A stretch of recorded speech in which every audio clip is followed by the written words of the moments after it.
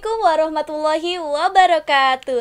Halo teman-teman semua, kembali lagi bersama saya Ermaji Maria, salah satu mahasiswi pendidikan matematika Fakultas Keguruan dan Ilmu Pendidikan Universitas Jambi, dalam PodMed ataupun podcast matematik. Nah, pada PodMed kali ini kita akan membahas seputar organisasi kampus atau keorganisasian.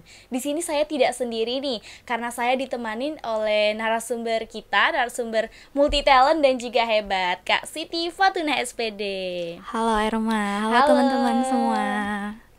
Biasa Kak Siti Fatona ini kita akrab disapa Kak Siva. Halo Kak Siva. Ya, halo. Apa kabar Kak? Alhamdulillah baik, Erma sendiri gimana kabarnya? Alhamdulillah baik juga nih Kak. Kesibukan akhir-akhir ini lagi ngapain nih Kak?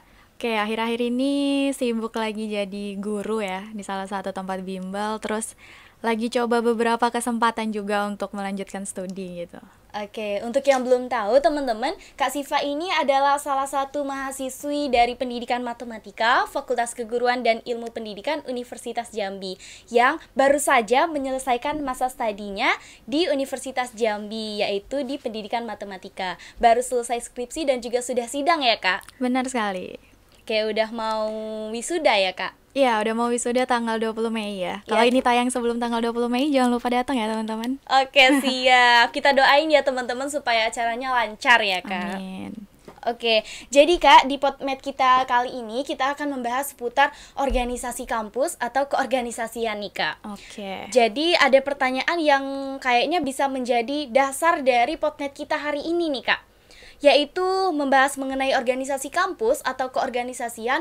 Menurut Kak Siva sendiri nih Kak, apa sih yang dimaksud dengan organisasi kampus menurut Kakak? Oke, kalau yang ditanya menurut aku secara pribadi ya, tentu setiap orang pasti punya definisinya masing-masing ya terkait organisasi itu gitu. Tapi kalau yang kita tahu, organisasi kampus itu kan pasti sebuah wadah untuk mengembangkan diri ya, baik secara soft skills-nya ataupun hard skill-nya gitu bagi mahasiswa. Karena memang diperuntukkan ya memang untuk mahasiswa, baik itu di lingkup jurusan, fakultas ataupun universitas gitu. Tapi kalau menurut aku pribadi sih, organisasi kampus itu bukan sebagai wadah aja gitu, tapi juga ada rasa kekeluargaan gitu di dalamnya, yang tentu hal tersebut bisa aku dapetin dari organisasi yang aku ikutin gitu. Oke, jadi itu organisasi kampus menurut Kakak nih Kak ya? Iya, benar. Kan Kakak sudah menyelesaikan masa studi S1-nya nih Kak. Selama Kakak kuliah itu berminat nggak sih Kak untuk ikut organisasi yang ada di kampus? Kalau di semester awal ya, jujur di semester 1 dan 2 itu aku termasuk anak yang ambis gitu. Jadi di semester 1 dan 2 itu aku bener-bener ikut cuman di IMATIKA aja. Tapi ternyata itu ngebuat aku jadi sedikit punya rasa penyesalan gitu. Jadi kayak kita ngelihat teman-teman kita yang satu angkatan ya terutama, itu dia bisa kenal sama teman-teman dari program studi lain, dari fakultas lain gitu, dan ternyata kita stuck di situ-situ aja gitu. Jadi mulai dari semester 3 dan seterusnya itu aku baru ikutan organisasi di luar IMATIKA. Tapi kalau untuk IMATIKA sendiri aku emang udah aktif dari semester 1.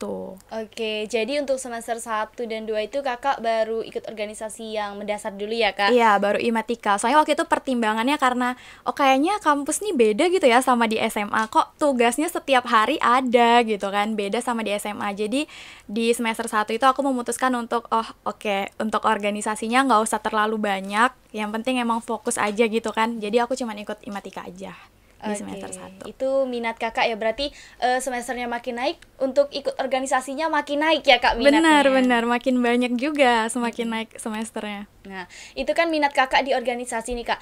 Tapi menurut Kakak itu, kita itu di kampus tuh wajib atau enggak sih Kak ikut organisasi ini Kak? Kalau pertanyaannya wajib atau enggak, sebenarnya aku sendiri nggak bisa untuk menjawab ya. Untuk tupoksi itu sepertinya harus kembali ke diri masing-masing gitu. Apakah diri kalian itu mau mengembangkan soft skills kalian itu bisa lewat organisasi atau tidak? Tapi kalau aku pribadi sih sangat wajib ya untuk ikut organisasi, karena ada banyak banget relasi, ilmu gitu yang nggak bisa aku dapetin ketika aku duduk di kelas gitu. Jadi banyak banget pelajaran-pelajaran yang bisa aku dapetin di organisasi. Misalnya kayak aku menyelesaikan permasalahan, cara kepemimpinan aku, terus juga menyelesaikan bagaimana bekerja sama dalam tim kayak gitu. Jadi menurut aku kalau pertanyaannya wajib atau tidak, itu kembali lagi ke diri masing-masing. Tapi kalau yang ditanya menurut aku, aku sih menyarankan untuk wajib mengikuti sebuah organisasi walaupun itu cuma satu gitu ya. Yang penting kita memang bisa mengembangkan diri kita di satu organisasi itu gitu Ya, sih. berarti selagi kita bisa mencoba di perkuliahan, kenapa nggak dicoba gitu Iya ya, Kak? benar. Karena kan kita kuliah dibatasin, sebenarnya nggak dibatasin sih. Cuman kan target kita pasti selesai 4 tahun ya paling Iya. lama gitu. Jadi ya sebisa mungkin gitu 4 tahun itu kita maksimalin lah dari segi akademik maupun non akademik.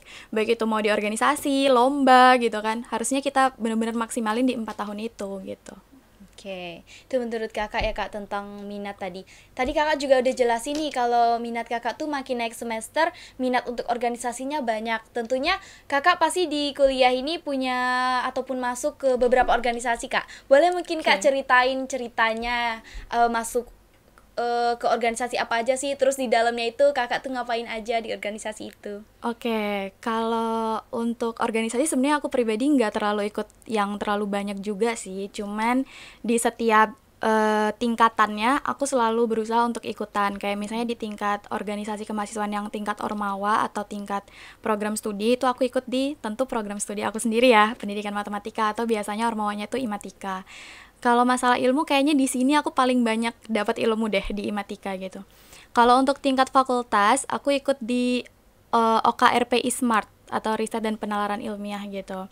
Itu salah satu OKA baru sih di FKIP ya. Kalau nggak salah baru tahun 2021 terbentuk dan aku juga sebagai angkatan pertama gitu, sebagai perintis. Jadi memang belum terlalu aktif gitu ormawanya. Terus untuk di tingkat universitas aku ikut Badan Eksekutif Mahasiswa atau BEM KBM Universitas Jambi. Itu di sekarang kayaknya BEM-nya lagi non aktif gitu ya, lagi Iya. pasif. Jadi belum tahu juga kapan itu aktifnya lagi, tapi semoga bisa kembali aktif karena memang banyak banget sih yang bisa diambil dari situ ya, terutama relasi sih. Kayak kita bisa kenal teman-teman dari fakultas lain, terus bisa dapat pelajaran dari teman-teman itu ya. Itu sih yang sangat bermanfaat sekali gitu. Cuman kalau ditanya mana yang paling berdampak gitu misalnya, yang paling berdampak menurut aku adalah IMATIKA gitu. Karena emang dari semester 1 tuh bener-bener di IMATIKA banget sampai ke semester 6 gitu. Dan dapat kesempatan untuk jadi koordinator, jadi kepala bidang, itu semuanya emang di IMATIKA gitu. Dan paling banyak acaranya juga di IMATIKA, jadi lebih banyak pengalaman juga sih kalau untuk di IMATIKA gitu. Oke, jadi IMATIKA tuh jadi rumah ya kak? Iya, Karena rumah banyak banget sih. karena banyak kegiatan dan juga kita bisa narik banyak pengalaman ya kak dari Benar, benar, organisasi. benar. Nah tadi kan kakak jelasin nih kak, kakak ada ikut beberapa organisasi. Tentunya di awal semester kemarin kan kakak bilang kakak itu lebih ke ambis mungkin untuk mengejar materi di Benar. perkuliahan ini. Nah karena kakak makin naik semester itu makin ikut organisasi nih kak, gimana sih kak cara kakak itu untuk ngebagi waktu antara organisasi dan juga kuliah supaya mereka itu tetap imbang gitu kak, nggak terlalu terfokus ke organisasi atau nggak terlalu terfokus ke kuliahnya itu sendiri. Oke, mungkin itu sebenarnya adalah permasalahan aku awal perkuliahan ya. Jadi aku memilih untuk tidak banyak mengikuti organisasi maupun kegiatan non-akademik yang lain, baik itu lomba dan sebagainya itu nggak banyak di semester 1 dan semester 2 karena memang belum bisa memanajemen diri sendiri gitu. Kayak gimana sih cara ngebagi waktunya? Karena dulu pas di semester 1 itu jujur masih pengen banyak main-mainnya gitu loh. Kayak tau kan kita baru peralihan dari SMA ke kuliah, dapat teman baru, pasti kayak masih pengen main bareng, kemana-mana bareng, Beradaptasi ya, iya Kak? masih pengen beradaptasi gitu. Dan ternyata semakin naik gitu ya, ternyata mau kita ambis gimana pun, itu tugas kayaknya nggak bakalan ada ujungnya gitu. Jadi kayak ya percuma aja kita kalau misalnya orientasinya ingin ya emang sih benar kita harus mengerjakan tugas kayak gitu kan orientasinya. Cuman itu bisa kok kalau mau kita selingin sama organisasi juga gitu, tergantung kita bagaimana memprioritaskan hal tersebut aja. Dan di organisasi itu kan kita dapat relasi ya Irma, Iya. dan di organisasi itu kakak dapetin juga tim belajar gitu. Jadi bukan cuman teman-teman yang sekedar oh hahaha cuman di organisasi setiap weekend gitu kan, tapi juga misalnya mau sharing tentang perkuliahan gitu, tentang tugas mata kuliah A atau mata kuliah B, itu juga bisa kakak dapetin di organisasi gitu. Jadi kalau untuk mengatur manajemen waktu dan memprioritaskan, tentu yang prioritas adalah kuliah ya, karena nggak bakalan kenal organisasi kalau nggak kuliah, ya kan? Jadi prioritas utamanya tetap kuliah. Kalau misalnya ada jam kuliah, tetap meninggalkan organisasi. Walaupun harus misalnya kita jadi pemimpin gitu ya, harus kita kasih amanah itu ke orang lain, atau kita kasih tanggung jawabnya ke orang lain dulu gitu sebelum kita kuliah. Tapi tetap prioritas utamanya adalah kuliah. Jadi sering banget nih aku denger kayak teman-teman aku sekelas gitu ya yang kayak nggak mau berorganisasi gitu, alasannya adalah oh takut IPK turun gitu ya kan. Sering banget nggak sih dengar kayak gitu? Denger gitu Kak. Dan ternyata orang-orang yang berorganisasi pun IPK-nya bisa bersaing sama mereka yang dikatakanlah kurang berorganisasi di kampus kayak gitu. Jadi sebenarnya menurut aku itu bukan alasan sih, itu balik lagi ke diri sendiri gitu ya. Kalau misalnya kita memang bisa meyakinkan kalau kita bisa mengikuti perkuliahan sambil berorganisasi, justru itu jadi poin plus sih menurut aku. Dan coba Erma perhatiin gitu di kelas, orang-orang yang aktif berorganisasi pasti cara mereka berbicara itu berbeda sama teman-teman yang gak ikutan organisasi. Cara mereka untuk presentasi di kelas, atau cara mereka menjawab pertanyaan dosen, menjawab pertanyaan teman gitu kan, atau ketika mereka itu diberikan tugas kelompok gitu, pasti orang yang berorganisasi ini lebih bisa memanajemen kelompoknya sendiri gitu, dibanding orang yang mungkin belum berorganisasi gitu. Jadi kalau yang organisasi ini pengalamannya lebih dapet gitu kan? Iya benar. Soft skills yang nggak bisa kita dapetin di kelas itu bisa kita dapetin di organisasi gitu. Ya mungkin ini penting banget untuk salah satunya ke mahasiswa baru nih Kak yang dengerin kan, apakah ikut organisasi atau enggak ya nanti di kuliah. Karena memang melihat juga di kelas itu memang nampak nyata gitu Kak, yang saat presentasi yang kayak Kak Siva bilang tadi, mereka lebih bisa memanajemen mulai dari waktu, manajemen kelompoknya, gimana sih cara membagi tugas yang adil, dan juga gimana menampilkan tugas-tugas kita itu di depan umum ataupun di depan mahasiswa lain kayak gitu. Iya benar. Kadang kita tuh satu kelompok bukan nggak ada yang ngerti sama materi, tapi kadang semuanya tuh ngerti, tapi nggak ada yang bisa ngatur kita untuk klop jadi satu gitu loh. Iya, dan biasanya tuh anak-anak yang ngatur itu misalnya, oh kamu si A nanti kayak gini ya, si B nanti tugasnya yang ini. Nah itu biasanya adalah anak-anak yang aktif berorganisasi gitu, yang memang bisa memanajemen teman-temannya. Jadi itu salah satu poin plus sih yang bisa didapetin kan. Jadi buat teman-teman mahasiswa baru ya, semester 1 dan semester 2 ya sekarang. Iya. Semester 2 jangan ragu untuk ikut organisasi dan jangan kapok. Kalau yang aku dapetin sih ya, terutama di IMATIKA, karena kegiatannya itu banyak banget, jadi waktu semester 2 itu sempat kapok gitu loh, kayak oh udah nih tahun depan gak ikut lagi deh gitu. Seleksi alam ya. Iya, seleksi alam. Udah deh oprek tahun depan, fokus kuliah aja. Tapi ternyata nggak bisa kayak gitu teman-teman. Kalau misalnya kita emang udah gimana ya, emang udah suka sama organisasi itu, kayak rasanya ada yang kurang aja kalau kita nggak ikutan gitu. Apalagi ketemu teman-teman yang udah akrab, mereka ikut lagi tapi kita enggak gitu. Jadi kayak berasa apa ya, ada yang kurang aja gitu. Jadi nggak apa-apa, proses-proses itu cukup dinikmatin aja. Karena nanti kalau udah kayak aku nih yang udah nggak berstatus mahasiswa lagi gitu ya, itu cukup dirindukan sih. Oke Kak, tadi kan udah dijelasin nih Kak sama Kakak tentang kuliah dan juga organisasi. Nah Kak, kita kan di masyarakat atau di dunia perkuliahan sering denger nggak stigma dari kupu-kupu dan kura-kura Kak. Ada kuliah pulang dan kuliah rapat. Nah seringkali orang ini bilang kalau yang penting itu kuliah aja, habis itu tamat ya udah gitu. Ada juga yang bilang kuliah sambil rapat, ataupun yang biasa kita bilang tuh yang anak-anak organisasi nih Kak. Nah menurut Kakak sendiri tentang stigma itu gimana sih Kak, tentang orang yang mendukung kuliah saja ataupun orang yang mendukung organisasi aja yang penting gitu Kak? Oke, menurut aku pribadi sih kalimat itu muncul karena oknum ya.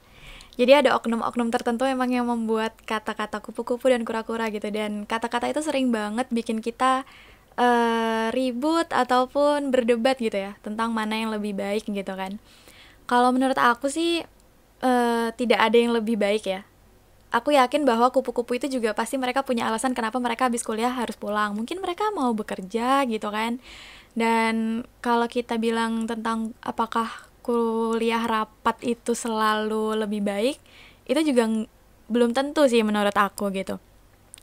Cuman yang bikin orang-orang yang kuliah langsung pulang itu pasti beranggapan anak kuliah rapat itu tidak menguntungkan mungkin ya, karena rapatnya yang sampai malam atau sampai sore, yang sampai tugasnya keteteran, yang sampai tugas kelompoknya tidak ikut ngerjain kayak gitu kan. Nah menurut aku sebenarnya ya, rapatnya suatu organisasi tuh nggak harus sampai malam atau nggak harus sampai sore kayak gitu.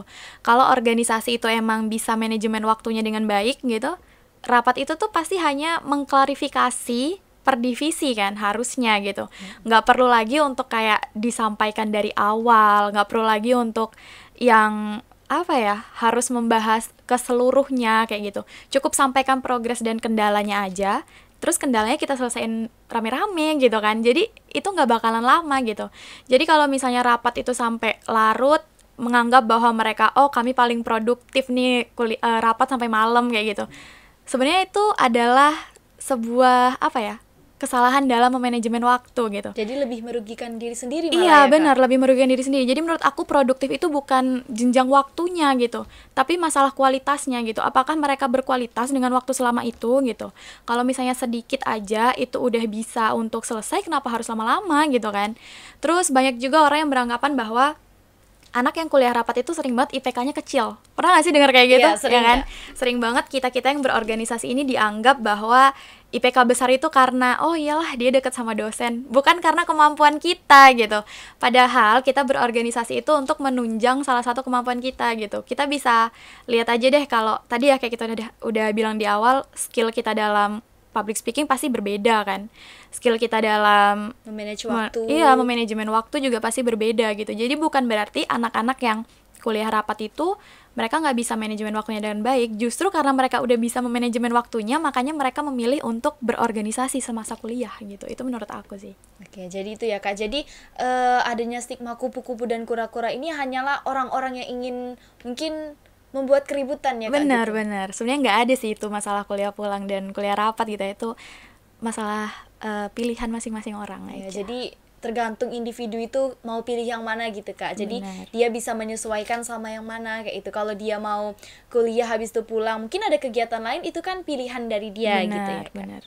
Dan ada gak sih Kak di stigma ini Kakak pernah mengalami secara langsung gitu Kak mendengar kata-kata yang tadi Kak? Oh, tentu sering. Terutama dari teman-teman kosan ya. Karena kalau misalnya udah balik kuliah terus rapat itu kayak jarang ketemu teman kos gitu.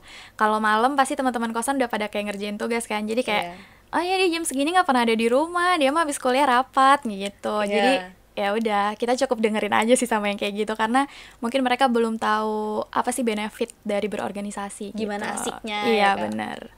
Nah itu tadi kan kakak udah ikut organisasi Kak. Selama kuliah dan kakak ikut organisasi, ada nggak sih Kak moto tersendiri yang kakak punya di dalam menghadapi kuliah ini? Misalnya dalam organisasi atau kuliah, misalnya kakak, aku harus bisa imbang nih, atau aku harus gimana gitu Kak? Oke, sebenarnya kalau itu lebih ke prinsip kali ya. Kalau prinsip aku sendiri sebenarnya bukan hanya berkuliah dan berorganisasi sih, tapi dalam hidup ya. Prinsip aku adalah selesaikan apa yang sudah aku mulai. Jadi ketika aku sudah memutuskan untuk mengambil sesuatu, aku harus berani untuk menyelesaikan pilihan aku itu.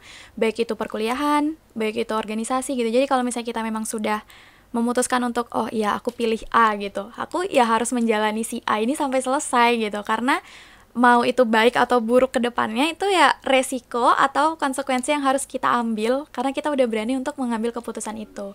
Jadi banyak banget orang-orang yang berhenti di tengah jalan gitu ya, tidak menyelesaikan apa yang mereka mulai kayak gitu. Menurut aku sikap untuk lebih apa ya, aware terhadap apa yang kita mulai itu sikap yang jarang dimiliki orang lain sih gitu. Pasti Erma sering banget ya lihat, kita karena lagi bahas organisasi kan, sering banget pasti lihat ketika berorganisasi di sebuah kepanitiaan udah dimulai nih, tapi tiba-tiba di tengah jalan ada kendala. Oh, dia lebih memilih untuk mundur gitu, kayak oh ya udahlah biar teman-teman yang lain aja yang handle gitu. Itu adalah salah satu orang yang Menyerah di depan iya, ya Kak? tidak menyelesaikan apa yang sudah mereka mulai. Padahal yang memilih untuk dia ada di situ ya diri dia sendiri gitu kan.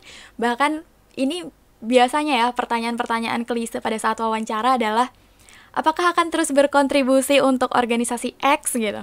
Dan selalu dijawab dengan lugas, iya akan terus berkontribusi.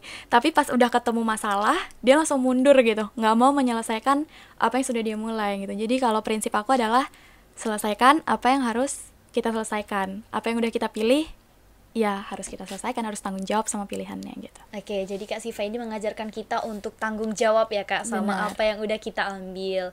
Nah, tadi dari moto Kak Siva ini, ada nggak sih Kak pesan dan juga kesan dari Kakak untuk kami sebagai mahasiswa yang masih kuliah dan juga tentunya nanti kan ada mahasiswa baru nih Kak, angkatan 2023 yang mau masuk kampus. Oke, semakin merasa tua ya. Iya juga ya Kak, jadi mereka ada mau masuk nih yang angkatan 2023, mungkin nanti kan bingung nih organisasi ataupun kuliah. Ada nggak sih pesan dan juga kesan dari Kakak selama kuliah ini? Kan Kakak imbang nih antara mengikuti organisasi dan juga tetap kuliah, sehingga bisa menyelesaikan S1-nya nih kan Kak. Ada nggak Kak pesan dan juga kesannya? Oke, pesan dan kesannya mungkin bukan hanya untuk mahasiswa baru nanti ya, tapi untuk semua teman-teman deh yang saat ini sedang menjalani organisasi dan perkuliahan secara bersamaan gitu. Pesan aku adalah carilah role model yang bisa menyelesaikan keduanya dengan baik gitu. Jadi kalau misalnya kalian itu fokusnya udah ke orang-orang yang dia organisasi terus kuliahnya nggak selesai-selesai, dan kalian menjadikan itu acuan kalian atau titik kalian, oh nggak bisa nih soalnya kakak itu atau abang itu organisasi terus tapi kuliahnya nggak selesai, ya kalian bakalan jadi sama kayak apa yang kalian role modelkan itu gitu. Tapi kalau misalnya kalian role modelnya adalah seseorang yang organisasinya bagus, kuliahnya selesai tepat waktu atau bahkan bisa lebih cepat, sambil kuliah dia bisa untuk mencari prestasi lain, lomba gitu misalnya, atau publikasi jurnal gitu misalnya kan, ya itu kalian pasti bakalan jadi kayak gitu juga gitu. Jadi pesannya adalah yang pertama tentu percaya sama diri kalian dulu ya, kemampuan kalian dulu. Percaya bahwa setiap orang pasti punya kemampuan yang berbeda-beda kan. Tapi jangan pernah ngerasa kalau kemampuan kalian itu di bawah rata-rata gitu. Yang kedua, cari role model atau seseorang deh, nggak usah jauh-jauh, yang ada di sekitar kalian aja, yang kalian jadiin titik acuan untuk, oh aku harus bisa setidaknya menyamakan dia deh gitu. Kalau misalnya tidak bisa melebihi, setidaknya menyamakan dia gitu. Karena biasanya itu orang-orang yang kuliahnya tidak selesai tepat waktu dan terlalu aktif berorganisasi gitu ya, itu mungkin timbul karena mereka tidak punya mereka itu tujuannya mau kemana sih gitu, kayak tidak punya target gitu dalam hidupnya. Jadi pesannya juga adalah buatlah target di diri kalian, kayak oh oke, aku harus selesai kuliah 3,5 tahun, atau oke di semester 6 aku harus sudah seminar proposal, di semester 7 aku harus sudah sidang skripsi gitu, atau di semester 8 deh nggak apa-apa sidang skripsinya. Jadi yang penting kalian punya target gitu. Kan kita udah terbiasa ya sama target-target program kerja ya nggak sih? Jadi kalau misalnya kita taruh juga target itu di dunia perkuliahan, pasti kita juga bisa kok gitu. Karena itu juga yang aku alami dan aku implementasiin dalam dunia perkuliahan aku gitu.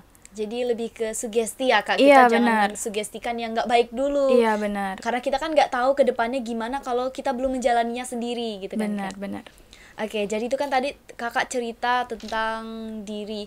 Nah, ada nggak sih Kak teman kuliah Kakak mungkin selama Kakak kuliah itu yang terbilang pasif dan Kakak itu cukup peduli mau ngajak dia untuk lebih aktif gitu, misalnya di organisasi atau aktif di kelas nih Kak, tapi dia kurang merespon atau bahkan tidak ada sama sekali respon. Apakah pernah Kak? Oke, pernah ya. Jadi dulu waktu semester berapa ya, 3 atau 4 gitu ya kalau nggak salah, itu pernah kayak sempat agak ribut ya sama teman sekelas karena terlalu dianggap terlalu aktif berorganisasi gitu. Cuma respon kakak atau respon aku ya udah gitu, mau gimana lagi kan, karena pandangan orang tuh nggak bisa kita rubah gitu, pandangan dia terhadap kita nggak bisa kita rubah, kita cuma bisa merubah diri kita untuk bisa merubah pandangan dia gitu. Tapi kalau mau merubah pandangan dia secara langsung itu menurut aku nggak bisa sih. Terus dari kejadian itu aku motivasiin untuk kayaknya mereka terlalu fokus aku ini yang kuliah dan organisasi aja gitu tanpa pernah berprestasi gitu. Akhirnya dari kejadian itu aku ikutin lomba-lomba dan alhamdulillahnya menang gitu kan. Terus dari kejadian menang itu sempat salah satu orang yang waktu itu ada kejadian itulah sama aku, dia kayak tanya gitu kayak gimana sih supaya bisa ikutan ini gitu. Terus aku bilang salah satu caranya ya organisasi, karena di situ kita bisa dapat informasi tentang perlombaan ini, bisa dapetin tentang relasi untuk ikutan lomba X kayak gitu. Akhirnya di semester 5-nya waktu kabinet persegi ya di Imatika, dia join organisasi. Jadi kayak mungkin cara kita ngajak orang untuk berorganisasi itu nggak bisa kita samain kayak ayo dong ikut organisasi gitu. Mungkin nggak semua orang bisa menerima ajakan itu gitu.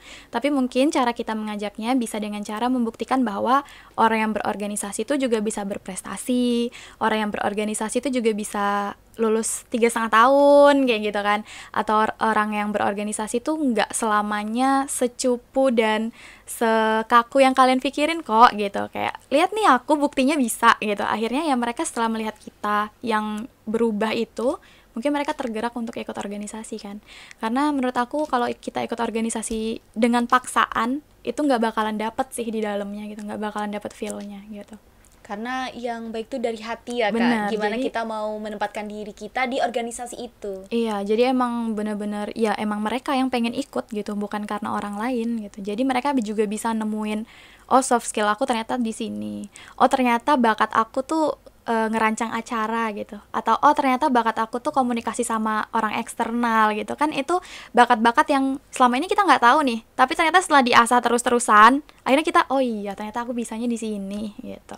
Dan biasanya orang yang anggaplah dia sering merancang acara ya, ketika dia diletakkan untuk merancang pamflet gitu misalnya, pasti dia susah gitu kan, pasti dia kayak ya di sini bukan bakat aku nih kayak gitu, atau sebaliknya gitu. Jadi kadang untuk bisa menemukan apa sih bakat di diri kita, ya kita harus cobain dulu gitu, cobain satu-satu dulu kita bisanya ada di mana gitu. Oke, jadi kita coba dulu ya, Kak, kayak yang dibahas tadi, kalau kita tuh nggak tahu ke depannya gimana kalau kita belum mencobanya langsung. Benar. Dan setelah Kakak ikut organisasi di kampus ini, Kak, ada nggak sih, Kak, hal-hal negatif mungkin yang pernah Kakak terima dan mungkin bisa jadi pelajaran untuk kami nih, Kak, yang masih kuliah, bisa kami hindari atau mungkin bisa kami pelajari untuk nggak terjadi ke depannya nih, Kak? Oke. Kalau hal-hal negatif, kayaknya selama aku berkuliah belum pernah merasakan itu sih. Maksudnya kayak yang omongan dari orang lain langsung, yang negatif itu belum pernah. Cuman kalau yang aku rasain sendiri ya, selama ikut berorganisasi tuh aku jadi jarang pulang gitu. Karena aku anak rantau gitu ya.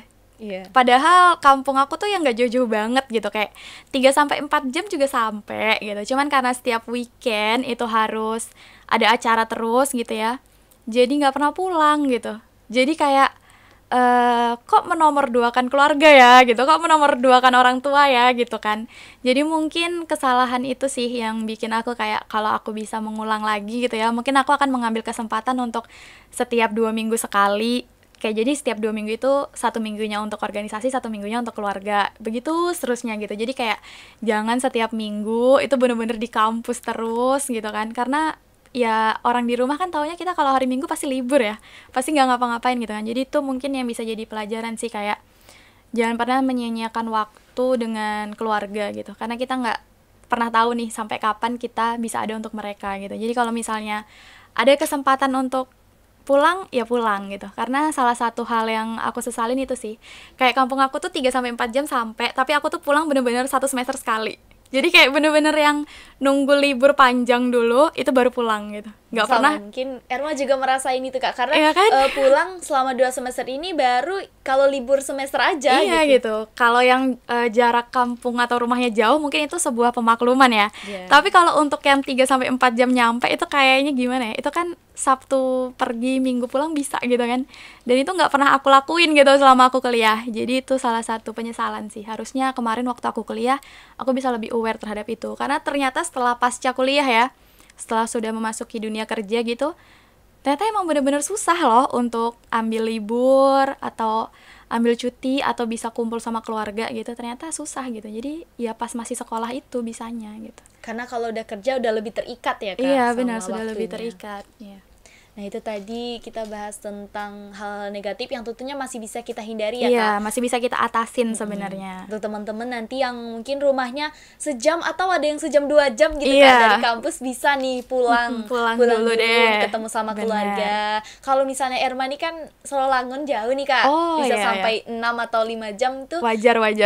Jadi 1 semester pulangnya itu pun mungkin nggak full. Kalau 1 semester liburnya ada sebulan atau berapa, mungkin pulangnya bisa lebih cepet atau bisa juga lebih lama kayak gitu. Oke. Nah, itu tadi kita bahas tentang organisasi nih, Kak. Bahas tentang organisasi di kampus untuk mahasiswa dan juga mahasiswa baru yang akan datang. dari organisasi-organisasi yang kakak telah ikuti, ada nggak sih kak tips ataupun pesan dari kakak dalam memilih organisasi di kampus yang harus diikuti oleh teman-teman mahasiswa ataupun mahasiswa baru yang baru masuk? Pastinya kan mahasiswa baru nih bingung nih kak, aku kuliah ini mau ambil organisasi apa ya kalau di kampus, karena Erma rasain juga di SMA itu ataupun di sekolah sama kampus ini banyak yang beda gitu kak organisasinya. Oke, mungkin kalau tips dari aku adalah yang pertama, kalian harus aktif dulu di rumah kalian gitu. Jadi pertama kali kalian dinyatakan sebagai mahasiswa tuh kan pasti ada narahubung ya, baik itu dari universitas maupun dari fakultas, itu pasti diarahin ke program studi masing-masing. Jadi pas pertama belum dinyatakan mahasiswa, pas masih calon mahasiswa aja kalian udah butuhnya ke organisasi terdekat gitu ya, ke rumah kalian masing-masing gitu. Kalau di pendidikan matematika ya ke IMATIKA. Kalau misalnya di program studi lain ya silahkan bergabung di organisasi program studinya masing-masing gitu.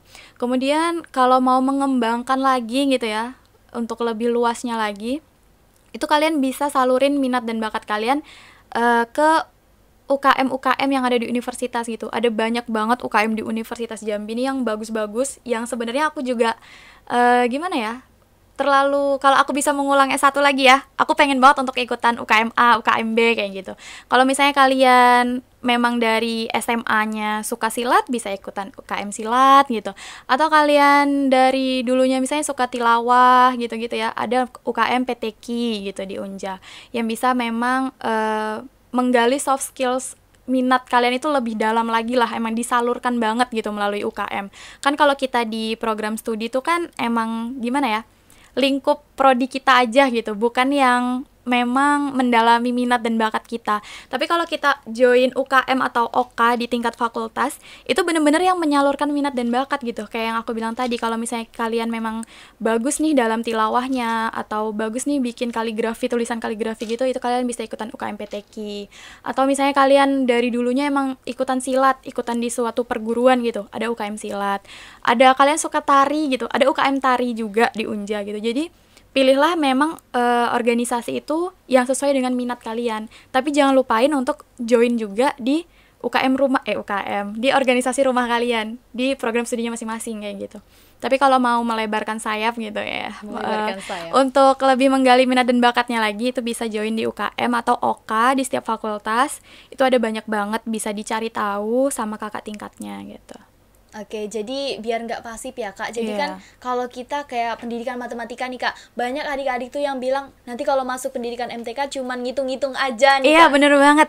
Kakak dulu pernah ya waktu PKK gitu ya, kejadian itu kan PKK kita dicampur sama banyak orang gitu kan. Iya, semua fakultas. Itu dia bilang kayak, matematika ya pasti cupu, kayak siapa bilang anak MTK cupu gitu.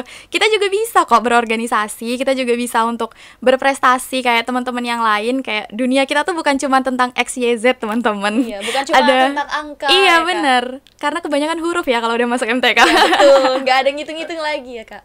Oke, bener banget ya kak. Jadi kalau kita masuk pendidikan matematika itu bukan cuma sekedar ngitung ataupun masuk di kuliahnya aja, tapi kalau kita masuk kampusnya, kalau ada bakat seni ataupun bakat silat itu bisa masuk ke UKM dan juga organisasi yang ada di kampus. Benar, semua bakat sih ya, bukan cuma tari dan silat aja. Misalnya kayak ada bakat dalam nge-MC, misalnya bisa masuk protokoler kan. Pokoknya ada banyak sih teman-teman yang bisa dieksplor lah intinya gitu.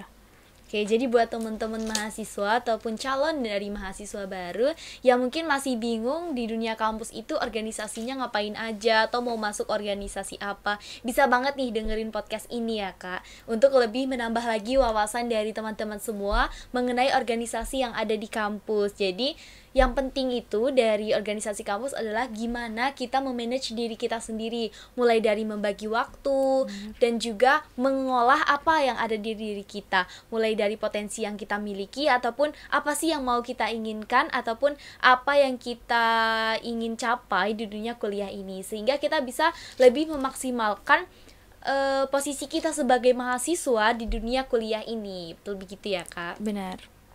Oke, terima kasih nih Kak. Hari ini kita sudah bahas-bahas mengenai organisasi yang ada di kampus atau mengenai keorganisasian kampus.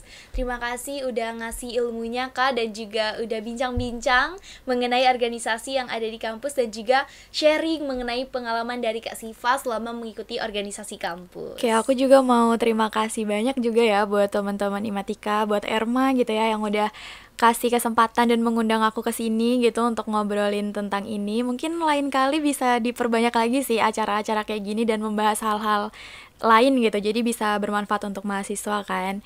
Terus juga mau minta maaf ya kalau misalnya dari awal tadi kita ngobrol ada kata-kata yang kurang enak didengar gitu.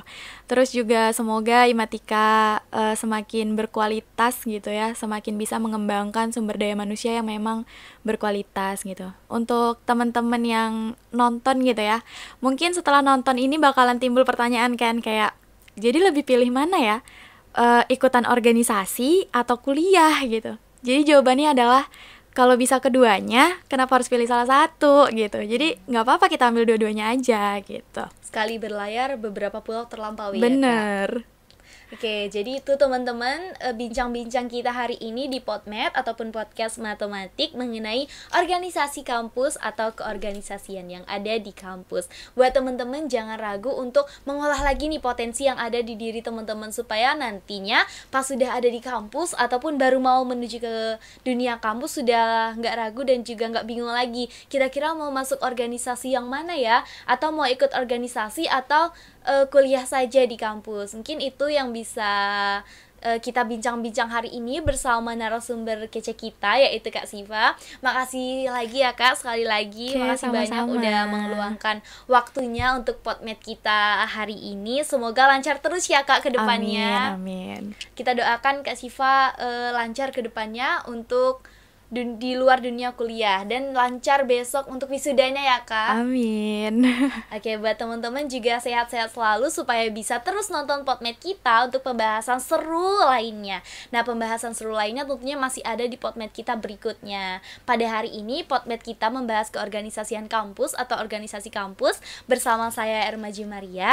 Terima kasih sudah menonton. Saya mohon maaf apabila ada kata yang salah selama bincang-bincang kita bersama narasumber kita. Oke, terima kasih sudah menonton semuanya. Tetap simak terus Podmed karena pastinya akan banyak sekali pembahasan seru di Podmed kita hari-hari ke depannya. Terima kasih, sehat selalu teman-teman. Saya Ermaji Maria pamit undur diri dari Podmed.